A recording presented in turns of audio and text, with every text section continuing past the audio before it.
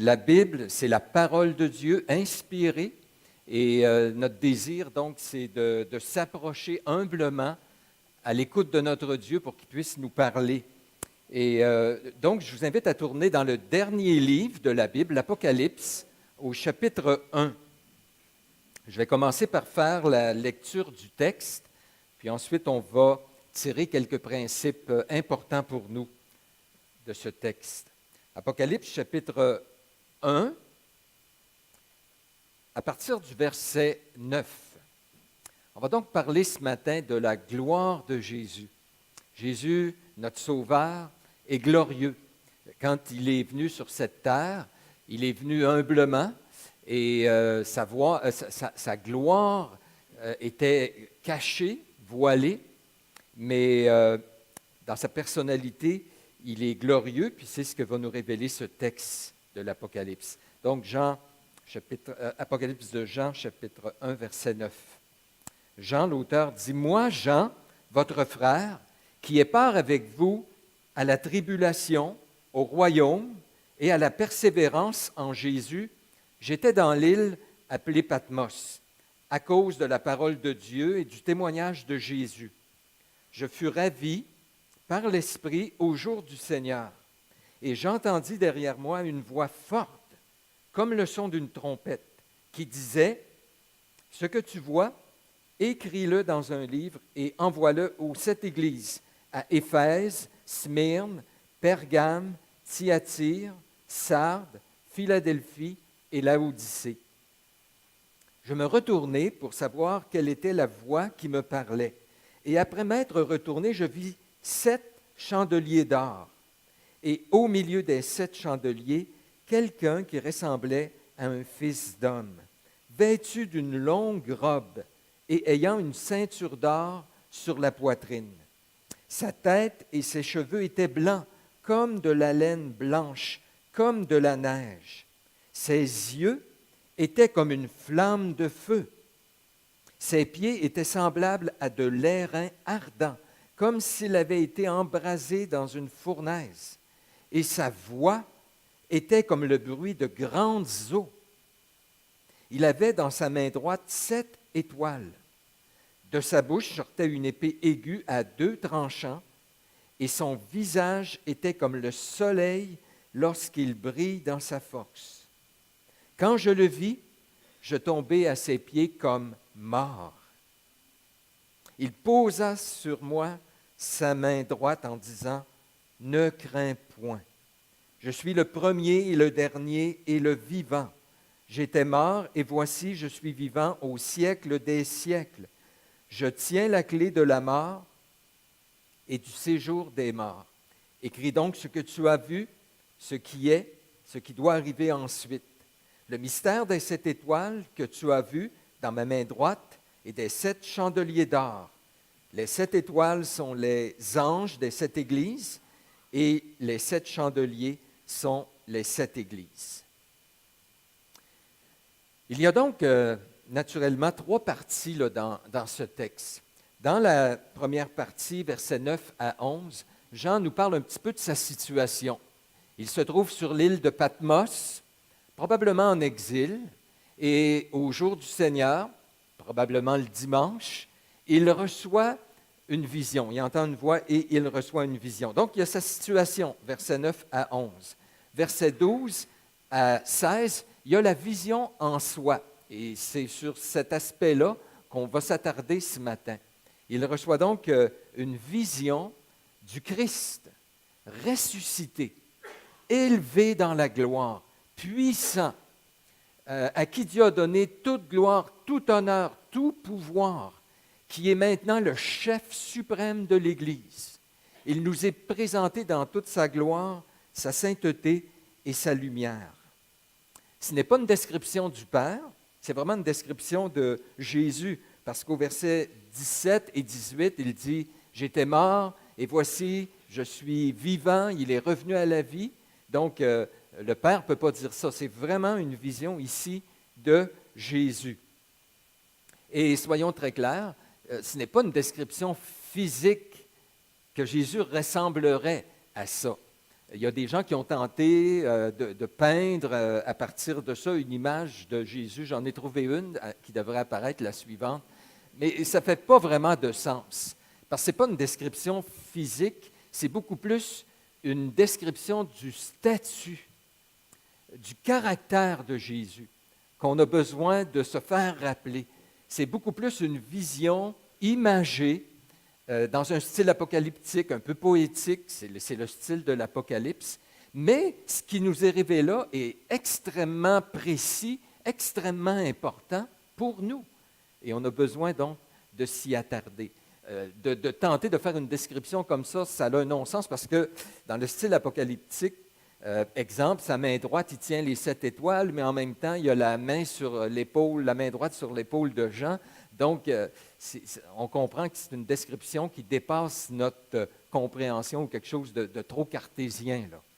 Mais ce qui nous est dit, je le répète, est extrêmement important pour nous.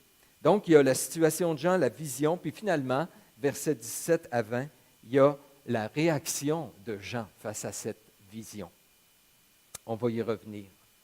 En fait, ce texte réaffirme, et vous m'écoutez bien, ce texte réaffirme ce qui est enseigné à la grandeur de l'Écriture, c'est-à-dire que Jésus est central. Pour le croyant, la personne de Jésus est centrale. Pour Dieu, dans son œuvre, dans son plan, la personne de Jésus est centrale. Personnellement, il y a vraiment 2 textes dans l'Écriture qui, constamment, j'y reviens, puis qui me semble qu'on doit tenir compte, puis qui donnent toute une direction, comment on doit approcher l'Écriture, la révélation de Dieu. Le premier texte, c'est dans Matthieu, chapitre 13, un verset, une parabole, où on nous dit que le royaume des cieux est semblable à un homme qui travaille dans un champ, puis qui découvre un trésor. Et dans sa joie, il vend tout ce qu'il possède pour acheter ce trésor. Puis on nous dit donc, ça c'est le royaume de Dieu. En fait, c'est Jésus. Jésus est le roi. C'est lui qui est venu établir le royaume. Il est le roi central dans le royaume. Puis quand on découvre Jésus, là, il est tellement précieux, il est un trésor pour nous. Tout le reste perd sa valeur et on est prêt à abandonner tout le reste pour avoir Jésus, parce qu'il est précieux. Et ça, c'est dans notre joie, dans sa joie, il vend tout ce qu'il possède. C'est ce qu'on a, ce qui nous est arrivé, nous qui sommes des croyants. Être croyant, ce n'est pas changer de religion, ce n'est pas commencer à suivre une série de règles. Être croyant, c'est d'avoir rencontré Jésus, qui est précieux, qui est glorieux et qui change toute notre vie. Puis les autres choses, on les place dans la perspective à la lumière de qui est Jésus. Parce qu'il est notre sauveur, parce qu'il était mort comme c'est présenté, il est ressuscité, il est mort pour nous, ressuscité pour nous, et nous avons notre salut en lui. Et c'est lui la source de la vie chrétienne aussi. Donc, cette vision réaffirme comment Jésus est central. Puis le deuxième texte que j'aime beaucoup, qui va dans cette même direction, qui présente comment Jésus est central, c'est dans 2 Corinthiens, chapitre 3, verset 18, où l'apôtre Paul dit que nous, les croyants, là, le voile a été ôté. Dans le contexte, il parle des Juifs qui lisent l'Ancien Testament, puis il dit quand ils lisent, il y a un voile qui demeure, puis ils ne comprennent pas. Mais il dit, nous, le voile a été ôté. Nous tous qui, le visage découvert, contemplons comme dans un miroir la gloire de Jésus dans l'Écriture. Nous sommes transformés à la même image de gloire en gloire par l'Esprit du Seigneur. C'est tout un texte, ça. Donc, Dieu nous enlève le voile, on comprend l'Écriture, mais ce qu'on comprend, c'est Jésus, parce qu'il est le centre de l'Écriture. Donc, le voile est enlevé, on contemple la gloire de Jésus. Puis en le contemplant, on est transformé. Par la contemplation, en ayant les regards sur Jésus, on est transformé de gloire en gloire. De plus en plus, on devient comme Jésus. Il y a là vraiment une clé, c'est vraiment important, où on nous dit que comment on est transformé, comment tu peux avoir des victoires, comment tu peux grandir comme chrétien. Par ta bonne volonté, en prenant des résolutions, tu peux en prendre. Mais ce n'est pas ça la clé. La clé, c'est contempler Jésus, connaître Jésus, le découvrir, voir les provisions qu'on a en lui, demeurer en lui, puiser toutes ses grâces, ses ressources. Mais en le contemplant, on est transformé pour devenir comme lui. En fait, la vie marche comme ça. Ce que tu contemples, ce que tu admires, tu vas devenir comme ça. Les gens qui aiment Elvis, ils s'habillent comme Elvis, puis ils ont des favoris comme Elvis, puis ils dansent comme Elvis, puis hein? C'est vrai, tu finis que tu ressembles à ce que tu admires. Bien, nous, on admire Jésus. Et chaque jour, alors qu'on lit l'Écriture, c'est lui qu'on veut découvrir.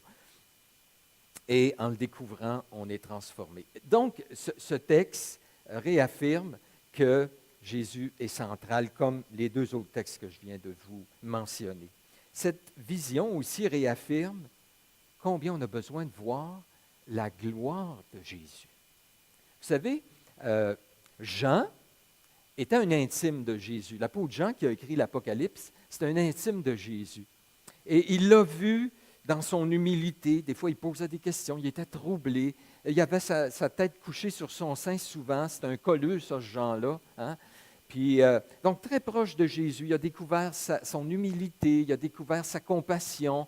De temps en temps, il s'est mis à ses pieds, puis il l'a adoré parce qu'il a vu sa puissance. Exemple, quand il a arrêté le vent, la tempête. Donc, Jean était très proche de Jésus. Mais là, tout à coup, il y a une vision, puis il tombe comme mort. Il a contemplé, il a vu quelque chose là qu'il n'avait pas vu souvent. Vous savez, on peut s'arrêter, puis rester dans les évangiles, puis voir Jésus dans son humilité, absolument. Puis c'est une révélation tellement importante, c'est tellement précieux. Mais on se rappelle que quand Jésus est venu sur la terre, sa gloire, parce qu'il est la deuxième personne de la Trinité, puis il ne pouvait pas se présenter à nous dans toute sa gloire et sa perfection et sa sainteté. Donc, il a pris une forme humaine, il garde toujours cette forme humaine. Puis, donc, il est venu d'une façon voilée. Et c'est pour ça que les gens l'ont méprisé, l'ont rejeté. Il n'a pas choisi d'utiliser toutes ses prérogatives divines. Puis, les gens n'ont pas saisi tout ce qui était. Mais voilà que tout à coup, il y a comme un autre angle, sans négliger le premier, il est important, absolument important. Mais on a besoin de voir que Jésus, il est aussi le Dieu glorieux, le Dieu éternel, le Tout-Puissant qu'on ne peut même pas regarder en face et vivre, celui que les anges se couvrent la face pour l'adorer. Il est grand, il est glorieux. Et c'est comme ça que ça nous est présenté. Il y a quelques bribes dans l'Écriture, il y a quelques chapitres, textes qui nous enlèvent le voile et qui nous font voir cet aspect-là de Jésus. Et c'est important qu'on s'y arrête. Entre autres à la transfiguration. Ésaïe, chapitre 6, où les anges sont devant le trône, puis ils disent « Saint, Saint, Saint est l'Éternel des armées ». C'est très spécial parce que dans l'Évangile de Jean, on nous dit que cette vision-là qu'Ésaïe a eue lorsqu'il a été appelé, c'était une vision de Jésus. C'est Jésus, ça, qui est sur le trône puis que les anges adorent et qui se cache la face tellement il est puissant et glorieux et élevé, exalté. Alors, ces textes qu'on a ici et là dans l'Écriture, on doit s'y arrêter. Si on ne considère pas cela, on va malheureusement développer une familiarité avec Jésus. La crainte de Dieu, c'est plus ou moins là, si on ne s'arrête pas à cela. Ah, Jésus, c'est mon chum, c'est mon ami, on est deux proches ensemble. C'est vrai qu'il est mon ami. Hein? Il dit, je ne vous appelle plus serviteur, je vous appelle ami. Mais il est Dieu. Et on doit le craindre. On doit le révérer. On doit l'adorer. On doit le respecter. On craint les hommes, on craint toutes sortes de choses. On devrait le craindre beaucoup plus que tout le reste. Alors, cette vision réaffirme qu'on a besoin de voir la gloire de Jésus. Jean en avait besoin. Ici, c'est à Jean que Jésus est apparu. C'est lui qui a eu la vision. Jean, à ce moment-là, avait, on pense, à peu près 90 ans. Il se retrouve sur l'île de Patmos, puis on nous dit que c'est à cause du témoignage de Jésus, puis à cause de la parole de Dieu. Alors, il y a deux interprétations possibles. Soit qu'il s'est retrouvé là pour rendre témoignage, ou il s'est retrouvé là en exil, un peu en punition, en jugement, parce que les autorités n'acceptaient pas que la parole soit prêchée. Et c'est plus cette deuxième interprétation qui a été retenue, parce qu'il semble, selon l'histoire, que Patmos était vraiment une île où on envoyait des criminels et des gens que la société ne voulait plus endurer. Et donc, probablement que Jean, à 90 ans, il se dit, je le vois, me semble réfléchir, puis dire, est-ce que je continue à témoigner? 90 ans, ce serait peut-être le temps que je prenne ma retraite, là. Je n'ai fait pas mal, j'ai écrit un évangile, j'ai écrit 3 épîtres, l'Apocalypse. Bon, peut-être me prendre un break à 90 ans, prendre ma pension tranquille. Les jeunes prendront un relève, c'est assez, là, hein? Non. Jean, encore à 90 ans, zélé. Et il dit, non, personne, même les persécutions ne m'arrêteront pas de rendre témoignage de mon Sauveur. Et il va, et il tient ferme. Il dit, moi, Jean, qui ai peur à la persévérance, au royaume, à la persécution, c'est comme ça qu'il se voit, il y a eu cette révélation-là. Qu'est-ce qu'on a besoin pour persévérer? De prendre des meilleurs cours d'administration, de prendre, je ne sais pas, des cours de personnalité pour mieux apprendre à s'affirmer, tout ça. On a besoin de voir Jésus. Jean avait besoin de voir Jésus. Et alors qu'il est là, quelle grâce, le Seigneur lui montre qui il est. Et Jean est rafraîchi dans son ministère, puis il va continuer à 90 ans à contempler Jésus, à aimer Jésus, à servir Jésus, puis à accepter les persécutions. Puis on raconte même qu'il serait mort martyr à la fin. Ce n'est pas dans l'Écriture, c'est dans l'histoire de l'Église, l'histoire profane. Donc, Jean avait besoin de Jésus. Et savez-vous quoi? Les églises, les 7 églises, parce qu'il dit à Jean, il le mandate, il dit, ce que tu vois là, écris-le dans un rouleau, puis envoie-le aux 7 églises qu'il nomme. C'est des églises réelles de l'Asie mineure de l'époque. Alors, ces églises-là, ce qui est intéressant, il y a 7 lettres, une par église. On a ça dans les chapitres suivants, 2 et 3. Et chacune de ces lettres reprend un aspect de cette vision. Il dit, par exemple, à une église, « Voici ce que dit celui qui a les yeux comme une flamme de feu et dont les pieds sont comme de l'airain ardent. » À une église qui se laissait aller un petit peu avec le péché, qui ne luttait plus comme elle aurait dû. À une autre église qui est persécutée, il dit, « Voici ce que dit celui qui était mort, qui est revenu à la vie. Je suis l'alpha, l'oméga. » Il rappelle cela. À ceux aussi qui faisaient des compromis dans la doctrine, il dit, voici ce que dit celui qui a l'épée qui sort de sa bouche et qui va combattre avec l'épée. Donc, les églises avaient besoin de cette vision rafraîchie de qui est Jésus dans sa gloire aussi. Et nous avons besoin aussi de voir, de contempler Jésus. Jean, lui, l'a contemplé au travers d'une vision. Vous êtes d'accord? Lui, il reçoit la vision, mais il le met par écrit. Merci Seigneur, tu as permis que Jean mette ça par écrit. Et les églises l'ont eu par écrit, les 7 premières églises. Ils ont eu la même parole que nous.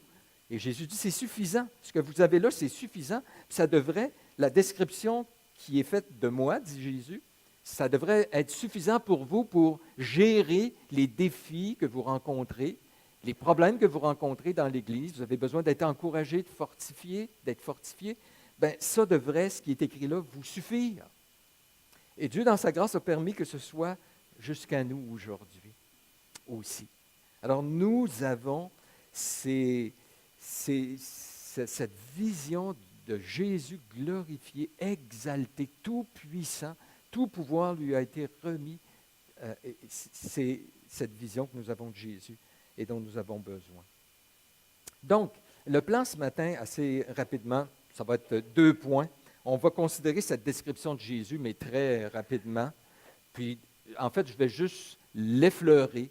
Puis, même je priais là-dessus, puis je me dis, comment je peux arriver? Dans le fond, on aimerait que quand le message est fini ce matin, qu'on soit tous comme Jean, à moitié mort, bien, dans le bon sens, là, par la vision de dire, wow, hey, Jésus est donc bien grand, tout ça. Et moi, je n'ai pas cette prétention de pouvoir faire cela, mais que Dieu, lui, qui est tout-puissant, dans sa grâce, utilise la parole, sa parole, pour créer cela en nous. Et que ce soit aussi un espèce de stimulant pour vous pousser à aller un pas plus loin, puis étudier cette vision ici. Donc, on va considérer cette description de Jésus, puis on va considérer quelques implications pour nous aujourd'hui. D'abord, la description. Alors, je le répète, cette description, elle est si élevée que Jean est tombé comme mort par terre. Puis ça, c'est la réalité. Quand Dieu, on appelle ça des théophanies dans l'Écriture, c'est que Dieu, des fois, apparaît aux hommes. Mais chaque fois qu'il apparaît, là, soyons honnêtes, c'est toujours avec une certaine forme de retenue. Parce qu'il ne peut pas nous apparaître dans toute sa gloire. On mourrait. C'est trop puissant, c'est trop glorieux. Alors, il y a quand même quelque chose où Dieu garde une petite gêne, on va dire. Mais c'est suffisant pour que Jean, ici, soit comme mort. C'est la même chose dans Ésaïe. Il est apparu à Ézéchiel. Il est apparu à Daniel. Puis les gars, il y en a un qui dit, je suis comme en décomposition. Daniel emploie ces mots-là. Ésaïe dit, malheur à moi, j'ai vu le roi de gloire, malheur à moi. Donc, c'est très glorieux. Première chose qu'on voit au verset 10, c'est la voix. En fait, Jean, ça semble se passer derrière lui. Il entend une voix qui lui dit ce que tu vas pouvoir voir maintenant. Écris-le dans un livre, tout ça. Donc, il y a une voix, mais il dit qu'elle est comme une trompette, forte comme une trompette. C'est une voix éclatante. Jean, il ne sait pas, dans son imagination, il n'a pas comme entendu un petit murmure. Il aurait pu se tromper, c'est parce qu'il avait trop mangé de pizza la veille. Puis, non, c'était très clair, perçant, puissant, une voix, la voix de Jésus. Puis ensuite, on nous dit, elle était comme le bruit de grandes eaux au verset 15. C'est tiré d'Ézéchiel.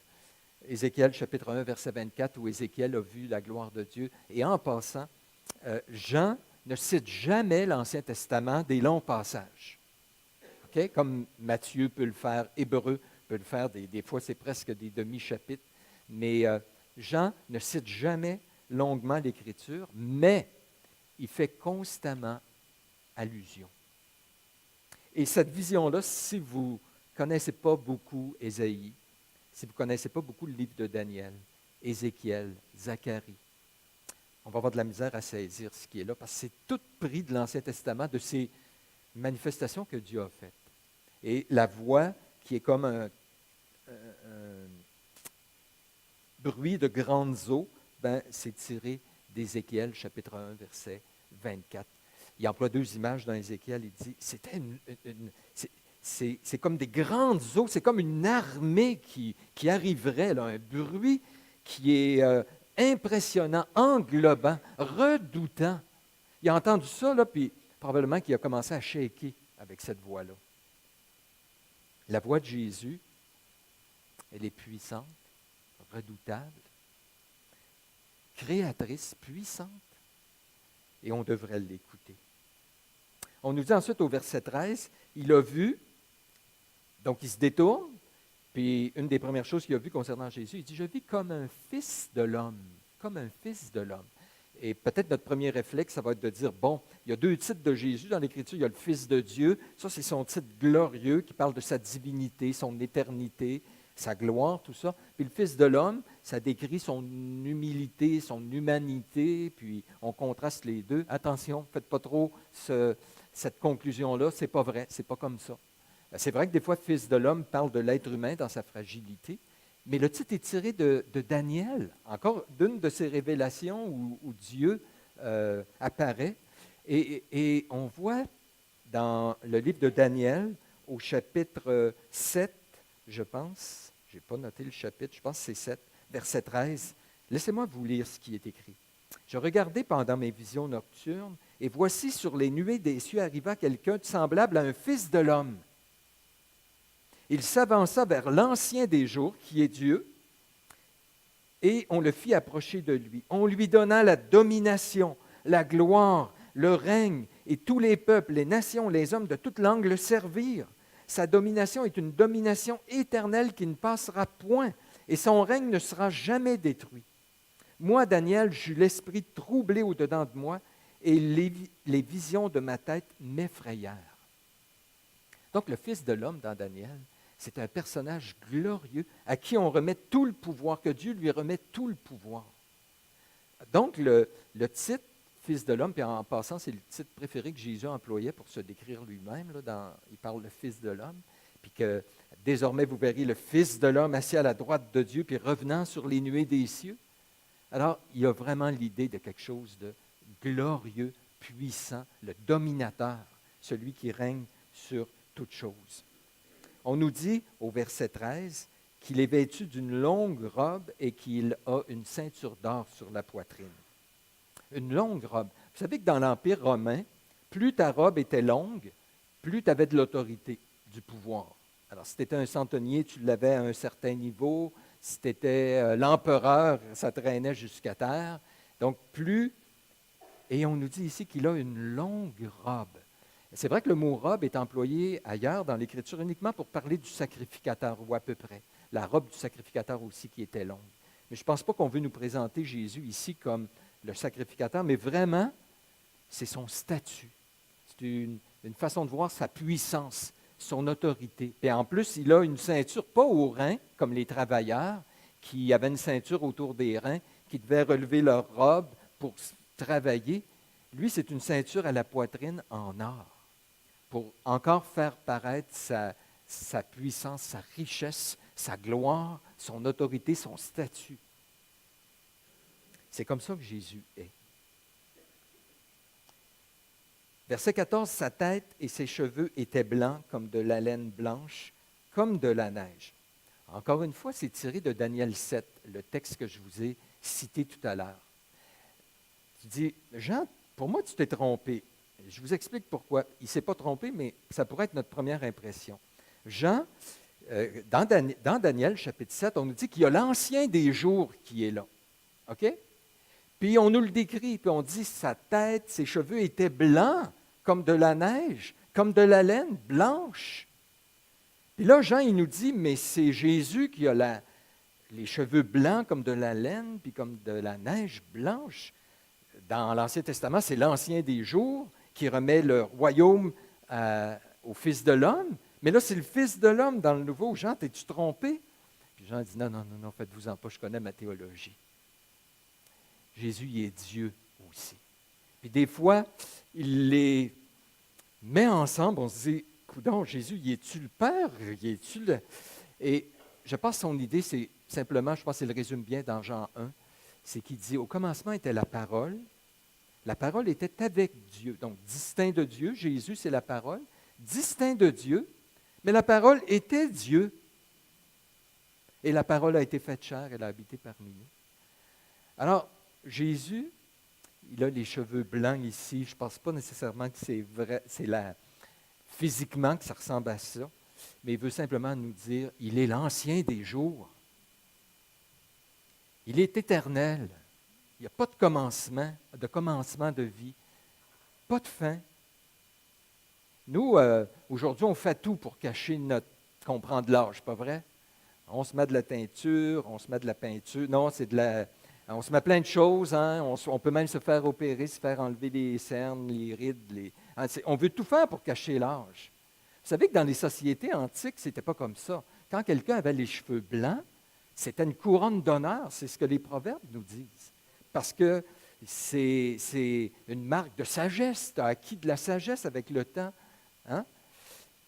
Je pense que l'image, elle est là ici. C'est encore, ça nous parle de sa sagesse, sa gloire, qu'on doit se courber. Si on se courbait dans l'Ancien Testament devant les vieillards, on doit se courber devant le Seigneur Jésus qui est sage, éternel. Ses yeux étaient comme une flamme de feu, verset 14b. C'est encore une fois tiré de Daniel, chapitre 10, verset 6. Ça représente ici sa capacité de percevoir. C'est comme des rayons X. Sa capacité de percevoir, de discerner jusqu'au plus profond de l'être humain. Cette même caractéristique est employée plus loin dans une des églises, au chapitre 2, verset 18, écrit à l'ange de l'église de Thyatire. Puis regardez bien. Voici ce que dit le Fils de Dieu, celui qui a les yeux comme une flamme de feu, celui qui a les pieds, dont les pieds sont semblables à de l'airain ardent. Puis il ajoute ensuite, toutes les églises connaîtront que je suis celui qui sonde les reins et les cœurs, et je rendrai à chacun de vous, les églises, selon vos œuvres. Ça nous présente le Seigneur Jésus qui connaît tout. Il y a quelque chose là de redoutable ou de réconfortant. Parce que si on marche dans la lumière comme il est lui-même dans la lumière, on est en communion, puis son sang nous purifie de tout péché. Mais il y a quand même là une lumière perçante qui devrait nous emmener à être respectueux et éviter le mal. Vous vous rappelez le chant, ce vieux chant qu'on chantait, qui dit ceci, puis c'est tiré de ce texte. Seigneur, à ton regard de flamme, rien n'est couvert, rien n'est caché, qu'il pénètre, c'est ce qu'on désire, au fond de notre âme et qu'il juge en nous le péché. Sonde nos cœurs et nos pensées, nos plus intimes souvenirs, nos œuvres présentes, passées, sonde nos plus secrets désirs. Qu'à la lumière tout paraisse pour que tout soit purifié. Et qu'en nous, ton esprit ne laisse rien qui ne soit sanctifié. Ses pieds, verset 15, étaient semblables à de l'airain ardent, comme s'il avait été embrasé dans une fournaise. L'airain, c'est une espèce de mélange d'or et d'argent, donc c'est quelque chose de précieux, mais en même temps quelque chose qui est très lumineux. Et donc, lui, il regarde ça, et c'est quelque chose d'extrêmement brillant. Puis c'est comme ça que Dieu est décrit dans l'Écriture, puis Jésus dans sa gloire. Il habite une lumière inaccessible, que nul homme n'a vu ni ne peut voir. Et c'est lié à l'image précédente, ses yeux comme une flamme de feu, ses pieds comme de l'airain qui est ardent, embrasé comme dans une fournaise où notre Dieu est aussi un feu dévorant. C'est Hébreu qui dit ça, ce n'est pas dans l'Ancien Testament, ça vient de l'Ancien Testament. Notre Dieu est un feu dévorant. Et on nous dit qu'il avait dans sa main droite 7 étoiles, qui sont les 7 anges. Il y a différentes interprétations de c'est quoi ces anges-là. Je vais le passer parce que ça demanderait trop de temps et peut-être on pourra en parler mercredi ensemble. Je sais que ça vous intéresserait, mais le temps manque. Je vais aller tout de suite au verset 16. De sa bouche sortait une épée aiguë à 2 tranchants. Une épée aiguë à 2 tranchants, ça vous dit quelque chose, ça revient souvent dans l'Écriture. Hébreux 4, 12, car la parole de Dieu est vivante et efficace, plus tranchante qu'une épée quelconque à double tranchant, pénétrante jusqu'à partager âme et esprit, jointure et moelle. Elle juge les sentiments et les pensées du cœur. C'est l'idée que la parole de Dieu est pénétrante, tranchante. Elle révèle le cœur. Des fois, nous accuse, mais elle répare aussi. Mais pour celui qui ne veut pas se repentir, elle devient un jugement aussi. C'est cette parole-là qui va nous juger au dernier jour. En fait, la manière dont Jésus est décrit ici, il y a quelque chose de terrifiant. Il y a quelque chose qui nous amène à ne pas niaiser que le péché, pas vrai? Hein? Et c'est adressé aux églises. Vous savez, il y a des gens qui nous disent « Ah, j'aime l'Apocalypse, parce que le monde est tellement pourri, méchant, puis j'ai hâte que Jésus revienne, puis qu'il fasse un jugement, puis qu'il règle ça une fois pour toutes, puis qu'il nous débarrasse des pécheurs, puis des méchants, puis des mauvais. » Ouais. Sauf que dans l'Apocalypse, ça commence par l'Église. Hein? Ça commence en disant que ce Jésus qui nous est décrit là, avec quelque chose qui est redoutable, impressionnant, éclatant, glorieux, ben, c'est Pierre qui dit, si le jugement commence par la maison de Dieu, quelle sera la fin de ceux qui n'obéissent pas à l'Évangile? Et on comprend, il y a un monde de différence entre le jugement que Dieu amène sur son Église. On emploie le mot jugement, Pierre l'emploie, mais c'est Dieu qui châtie celui qu'il aime avec grâce, avec amour, mais avec aussi sévérité. Mais Dieu intervient. Jésus ne laisse pas son Église faire n'importe quoi.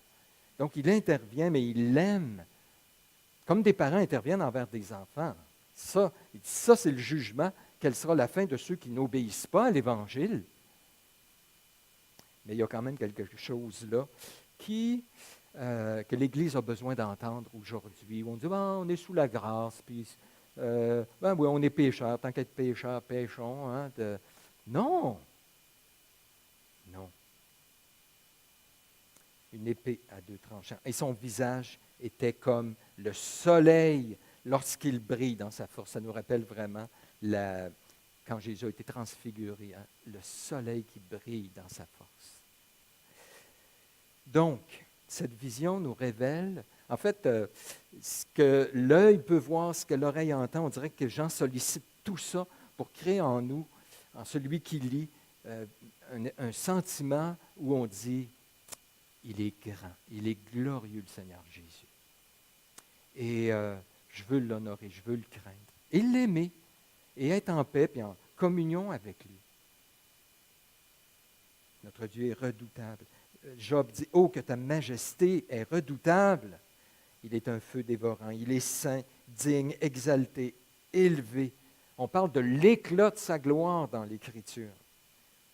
Il mérite la crainte, l'adoration, la louange, un saint respect, une révérence. Quelques applications en terminant. Donc, je le répète, l'Apocalypse commence par rappeler la gloire de Jésus. Ce qu'on cherche, nous, habituellement, dans l'Apocalypse, dernièrement, j'avais l'occasion de témoigner à quelqu'un, puis on se voit régulièrement, il a commencé à lire la Bible, puis lui, ce qu'il veut, c'est comprendre l'Apocalypse. Il me disait ça, puis donc on a eu un bel échange. Mais il a hâte de voir, lui, qu'est-ce qui se passe, qu'est-ce qui va se passer avec la Terre, puis qu'est-ce qui va se passer dans le futur. La prophétie, c'est quelque chose de le fun, on veut connaître ça. Super, c'est vrai, puis je pense que c'est un des aspects de l'Apocalypse. Mais d'abord et avant tout, Jean dit, ce que l'Église a besoin, c'est de voir Jésus dans sa gloire. Et les autres choses qu'enseigne l'Apocalypse vont juste s'enligner avec cet aspect-là de Jésus, puis nous aider à les voir dans la bonne perspective, dans la bonne direction.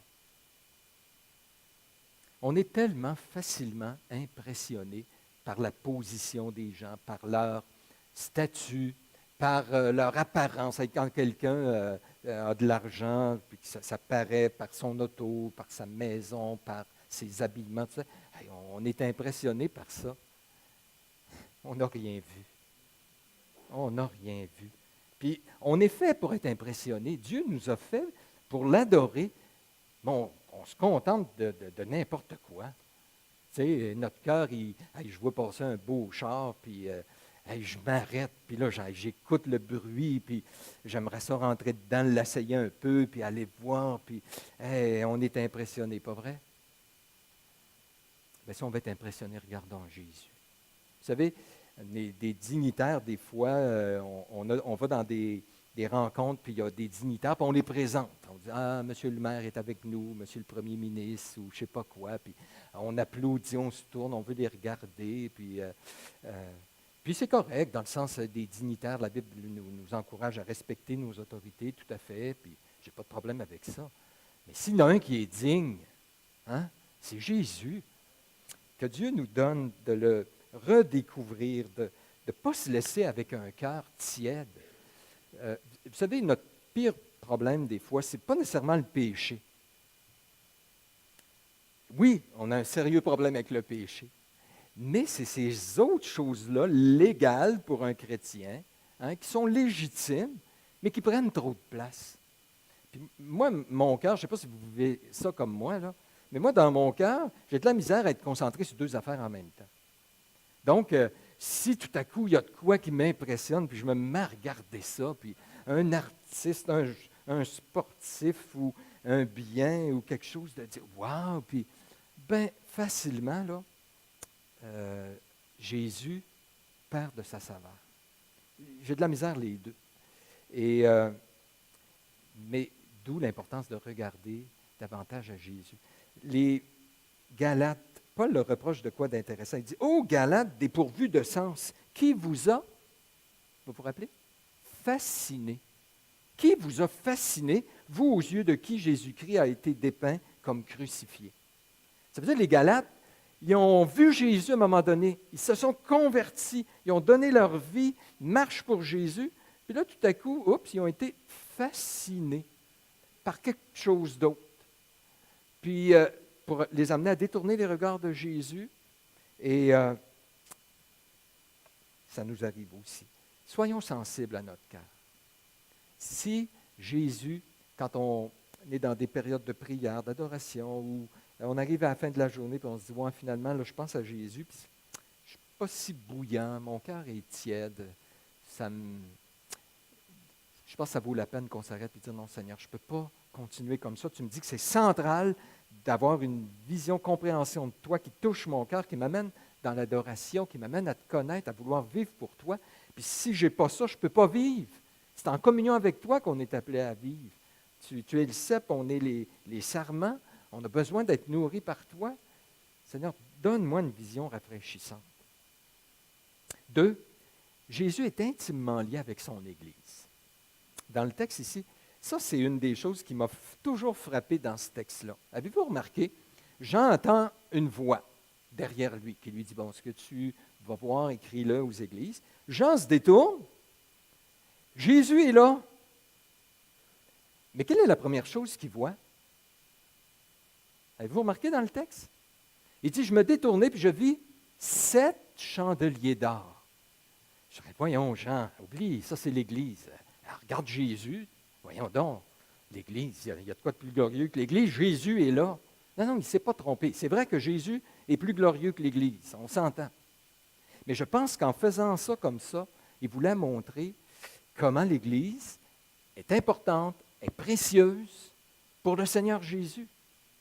Jésus, ça nous décrit ici, il est au milieu des 7 chandeliers, puis il fait quoi? Il marche au milieu des 7 chandeliers.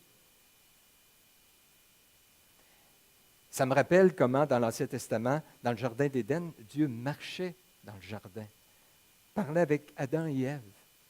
Jésus est au milieu des 7 chandeliers, marche au milieu des 7 chandeliers, et par là, il veut nous montrer comment son Église est précieuse. Ne méprisons jamais l'Église de Dieu. L'Église du Seigneur Jésus qui l'a rachetée. Jésus est au milieu d'elle. C'est son épouse, c'est son peuple.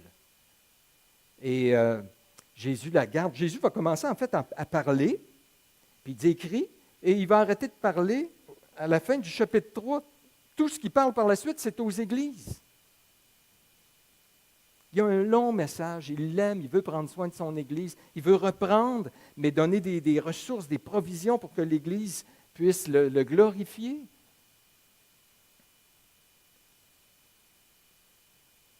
C'est frappant. Comment réagissez-vous quand vous êtes déçu par l'Église? Comment réagissez-vous quand vous vous êtes donné, vous avez travaillé, puis il me semble que l'Église ne répond pas, vous avez l'impression que votre ministère... il n'y a pas d'impact tant que ça. Puis, moi, je suis à veille de... Ça vous est déjà arrivé de vous dire, moi, je suis à veille de tout laisser tomber ça, là. Puis, moi, m'a resté tout seul chez nous avec Dieu, puis ma femme. Puis même des fois, ma femme, je trouve que... Hein? C'est pas mon cas, là, chérie. Bon, ça y est, là, je me fasse encore à dîner à midi. Non. Non, mais c'est vrai. On se dit... ça nous arrive souvent de dire l'Église, là, « Hey, moi, c'est aveugle. » Puis dans ce temps-là, je me dis, « OK, Seigneur, toi, tes églises, là, je regarde dans l'Apocalypse, ils n'étaient pas parfaites, mais tu marches au milieu d'elles. Tu ne les abandonnes pas, tu t'es engagé, tu les aimes, tu vas les emmener, tu as dit, celui qui a commencé cette bonne œuvre va la rendre parfaite. Toi, tu persévères envers tes églises. » Personnellement, c'est ce qui m'a gardé toutes les années, de toujours rester attaché à l'Église. Pas parce que je suis plus fin qu'un autre, mais cette vision-là, où je dis, tu es déçu, tu as l'impression que ça n'avance pas comme tu voudrais, tu as l'impression qu'il y a des problèmes, puis tu as le goût de tout abandonner, bien, c'est le temps justement que tu investisses encore plus. C'est ce que Jésus fait. 3, bien justement, Jésus, il prend soin de son Église, avec tout ce que ça implique. Quand il dit, Jésus a promis, je suis avec vous tous les jours jusqu'à la fin du monde. Quand il dit ça, je suis avec vous, ça veut dire quoi? Ça veut dire, je suis avec vous. Tu sais, quand quelqu'un dit ça, je vais être avec toi. Ça veut dire quoi, ça? Ben, ou bien il va dire, m'a pensé à toi. Tu peux penser à moi, là, c'est bien fin, mais ça change quoi? Tu sais, ça va changer quoi concrètement? Jésus, c'est pas ça quand il dit, je vais être avec toi. Je vais être avec toi. Et donc, Jean, déjà, on le voit, Jean est troublé, est tombé comme mort. Jésus le fortifie, met sa main droite sur son épaule. Et je parlais avec un frère dernièrement, très fragile, timide, qui prêche à son église de temps en temps. Puis il me dit, tu ne peux pas savoir le combat que c'est pour moi. Je me sens tellement pas à la hauteur, puis je me sens faible. Puis il dit, sais-tu ce qui m'a aidé? Il dit, puis ça a tout changé. De croire que Jésus est avec moi. Puis il dit, quand je suis en avant puis que je prêche, je le vois avec la main sur mon épaule. C'est spécial. Quand il m'a dit ça, ça a resté là. J'ai dit, wow, il faut que je me rappelle de ça. Alors, dans ce que tu es en train de faire, là, Jésus ici, il prend soin de son Église. Et il va prendre soin au travers des lettres de chacune. Il sait ce qu'elle a besoin. Il sait ce qu'elle a besoin d'entendre. Il sait ce qu'elle a besoin comme ressource. Le Seigneur pourvoit comme il l'a promis. Donc, que le Seigneur nous bénisse et nous donne une vision rafraîchie de qui il est dans toute sa gloire. Pendant que les musiciens s'avancent, on va se courber et j'aimerais qu'on puisse vraiment mettre l'accent sur l'adoration, donc dans un court temps, qu'on puisse élever nos voix et adorer le Seigneur ensemble, qui est digne de toute notre adoration. Alors, prions s'il vous plaît.